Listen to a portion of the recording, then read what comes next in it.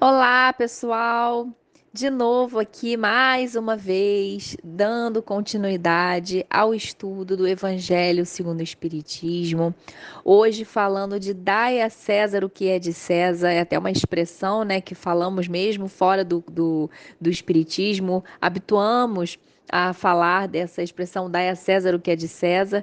Está dentro do capítulo Amar o Próximo como a si mesmo. E hoje nós vamos falar do item 5, 6 e 7. Se você tá com o evangelho aí, acompanha com a gente, acompanha a leitura.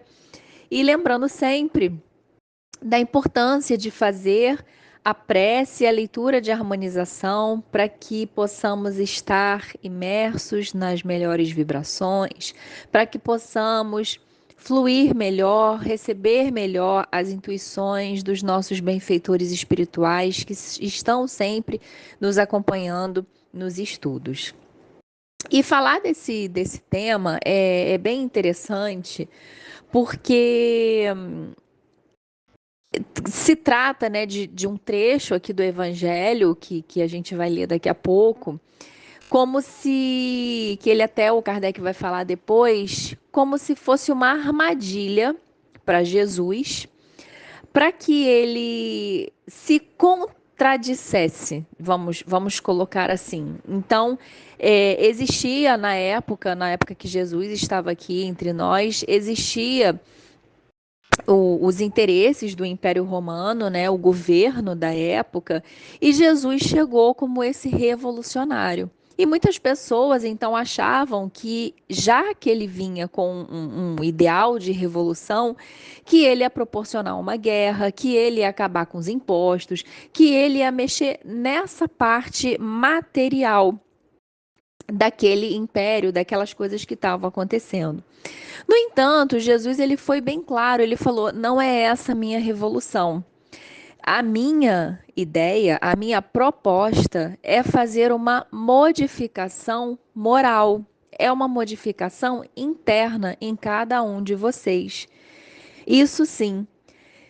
E aí então, quando fazem, melhor dizendo, essa pergunta para ele, que é o trecho do Evangelho, né? Senhor, será que então devemos pagar os tributos?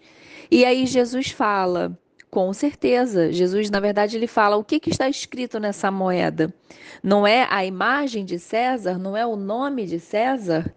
E aí, sim, é isso. Então, dai a César o que é de César e dai a mim o que é meu. Como se falasse assim. E dai a mim o que eu estou pedindo a vocês. Eu não estou pedindo dinheiro e muito menos estou pedindo que vocês parem de dar o dinheiro ou parem de dar o tributo a quem seja de direito. Eu apenas quero que vocês melhorem moralmente. A minha revolução, no caso Jesus, né, o que Jesus veio trazer, a revolução dele era a revolução do amor. Era ensinar o amor, era ensinar a caridade, ensinar a fé, ensinar o servir o outro. Cada um deveria se melhorar internamente e individualmente, e assim, aos poucos, claro, né, influenciando essa coletividade, influenciando a comunidade como um todo. Então, esse pedacinho que a gente vai ler daqui a pouco, ele fala não só dessa, ele faz essa distinção não só do que era a verdadeira ideia de revolução de Jesus, mas também, já que estamos no capítulo de amar ao próximo como a si mesmo, vai voltar ao princípio que nós já falamos de não fazer o outro o que não gostaríamos que fizesse conosco. Então, se é uma obrigação dar o tributo a César, e se foi determinado dessa forma, eu não vou querer mudar uma coisa que não me compete. Da mesma forma que eu não quero que o outro mude aquilo que eu estou fazendo. Então, Jesus, quando ele dá essa resposta, dai a César o que é de César, ele dá essa resposta por essas razões. Primeiro, porque ele percebe que é uma armadilha e ele não tem interesse em comprar essa briga que não era dele, digamos assim. Então, primeiro, ele percebe que é uma armadilha. E segundo, junto com isso, ele aproveita e dá o ensinamento. Dai a César o que é de César, e dai ao Pai o que é dele. Então, vamos aqui lendo para acompanhar. No item 5, ele traz o pedacinho do evangelho, né, que é o evangelho de Mateus e depois de Marcos. Os fariseus, tendo se retirado, entenderam-se entre si para enredá-lo com as suas próprias palavras. Mandaram então seus discípulos em companhia dos herodianos dizer-lhe: Mestre, sabemos que és veraz e que ensinas o caminho de Deus pela verdade, sem levares em conta a quem quer que seja, porque nos homens não consideras as pessoas. Dize-nos, pois, qual a tua opinião sobre isso? É-nos permitido pagar ou deixar de pagar a César o tributo? Jesus, porém, que lhes conhecia a malícia, respondeu: Hipócritas, por que me tentais? Apresentai-me uma das moedas que se dão em pagamento do tributo. E tendo-lhes este apresentado um denário, perguntou Jesus: De que são essa imagem e esta inscrição? E aí a resposta: De César, responderam eles. Então observou-lhe Jesus: Dai, pois, a César o que é de César, e a Deus o que é de Deus. E ouvindo falar dessa maneira, admiraram-se eles da sua resposta, e deixando, se retiraram. Ou seja, tentaram enrolar Jesus ali, tentaram colocar ele contra o que ele mesmo estava dizendo, mas Jesus, muito atento, muito sábio, soube sair dessa situação da forma adequada. No item 6 e no item 7 vem o desenvolvimento disso. E ele fala o seguinte, o Kardec nos traz o seguinte: a questão proposta a Jesus era motivada pela circunstância de que os judeus, abominando o tributo que os romanos lhe impunham, haviam feito do pagamento desse tributo uma questão religiosa. Ou seja, o que a gente estava falando há um tempo atrás. Jesus não queria misturar uma coisa com a outra. E os judeus estavam misturando. Os judeus estavam tratando a questão do tributo como uma questão religiosa. Numeroso partido se fundara contra o imposto. O pagamento deste constituía, pois, entre eles uma irritante questão de atualidade, sem o que nenhum senso teria pergunta feita a Jesus. É-nos lícito pagar ou deixar de pagar a César o tributo? Havia nessa pergunta uma armadilha. Contavam os que a formularam poder, conforme a resposta, excitar contra ele a autoridade romana ou os judeus dissidentes. Mas Jesus, que lhes conhecia a malícia, contornou a dificuldade, dando-lhes uma lição de justiça com o dizer que a cada um seja dado o que lhe é devido. E no item 7, esta sentença, dai a César o que é de César, não deve, entretanto, ser entendida de modo restritivo e absoluto. Como em todos os ensinos de Jesus, há nela um princípio geral, resumido sob forma prática e usual e deduzido de uma circunstância particular. Esse princípio é consequente daquele, segundo o qual devemos proceder para com os outros, como queiramos que os outros procedam para conosco. Ele condena todo prejuízo material e moral que se possa causar a outrem, toda postergação de seus interesses.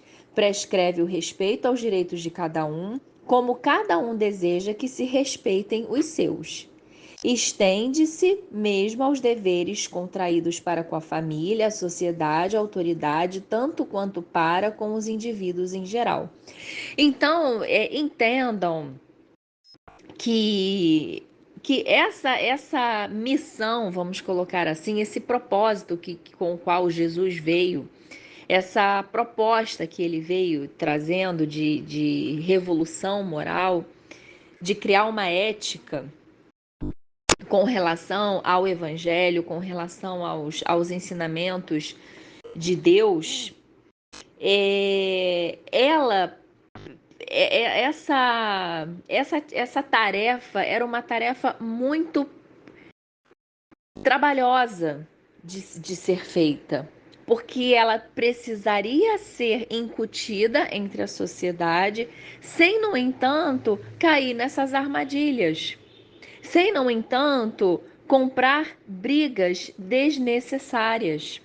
E é por isso que é tão complexo estudar o Evangelho, porque vira e mexe nós esbarramos, nós ainda muito no nosso entendimento antagônico, né? Ou é 8 ou é 80, ou é preto ou é branco, ou é cheio ou é vazio.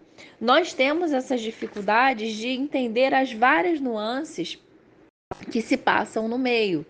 Então, é muito fácil, num primeiro momento, ter essa leitura e falar assim, ué, mas Jesus, como as próprias pessoas questionavam Jesus na época, ué, mas você não veio para fazer a revolução e você não vai mexer nos impostos e você vai permitir que pessoas sejam apedrejadas e você vai permitir tais coisas que estão fazendo conosco? E aí é onde Jesus então dá essa resposta. Dai a César o que é de César não tem somente a ver com a questão financeira, mas tem a ver com toda uma lei que prevalecia naquele momento e que Jesus não poderia intervir. Ele poderia intervir sim, através da mudança dos corações, através de uma mudança de pensamento para que as próprias pessoas pudessem mudar o seu comportamento. Que é uma dúvida que muitas pessoas têm. Por que Jesus, com o poder que ele tinha, por que ele já não destruía aquilo tudo? Por que ele já não mudava aquilo tudo? Porque não era esse o objetivo. O objetivo é mudar as pessoas para que elas se modifiquem e para que elas modifiquem a sociedade. Então, sim, então Jesus era a favor da tributação? Jesus era a favor de certas injustiças que aconteciam? É claro que não. Só que não era essa a proposta de Jesus. A proposta dele era mudar as pessoas para que as pessoas, com o tempo, se mudassem sozinhas e atingissem o ideal de sociedade, como até hoje. O evangelho está aí.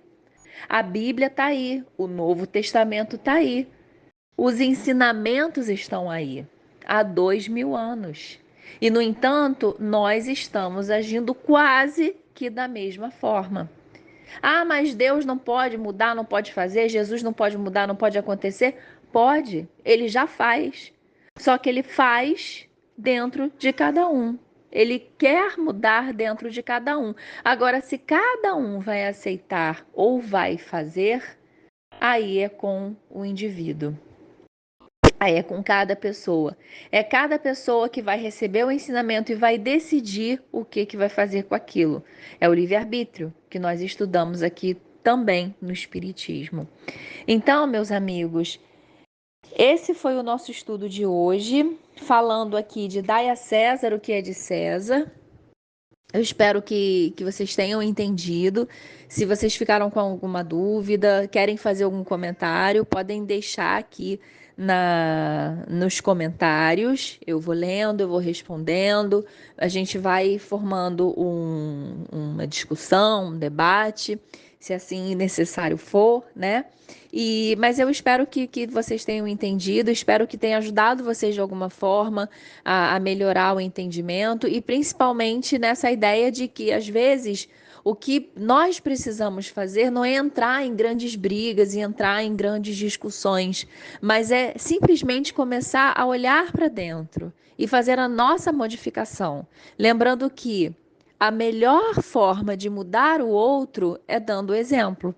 Se nós falamos, mas fazemos todo o contrário do que falamos, a outra pessoa não vai dar nenhum crédito, não vai querer, não vai ver a mudança e não vai querer se modificar.